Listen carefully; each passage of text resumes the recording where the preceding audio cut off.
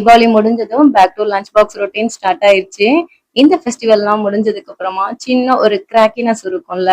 ஏதோ ஒரு பெரிய ஒர்க்க முடிச்சுட்டு கொஞ்சம் ரெஸ்ட் எடுத்தா பெட்டரா இருக்குமேன்னு ஃபீல் ஆகும்ல. ஸோ அப்படித்தான் எனக்கு மார்னிங் இருந்தது. அதனால பிரேக்ஃபாஸ்ட் அண்ட் லஞ்ச் வந்து கொஞ்சம் குயிக்கா சிம்பிளா வந்து பிளான் பண்ணியிருந்தேன். பிரேக்ஃபாஸ்ட்டுக்கு சிம்பிளா தோசை, ஒரு கிளாஸ் வந்து பால், அப்புறம் மதியம் லஞ்சுக்கு ரெடி பண்ணியிருந்த வெண்டைக்காய் பொரியல் தான் வந்து வச்சிருந்தேன்.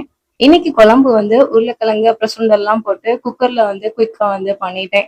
ஸோ ஃபைனலா லஞ்ச் பாக்ஸும் வந்து ரெடி பண்ணியாச்சு.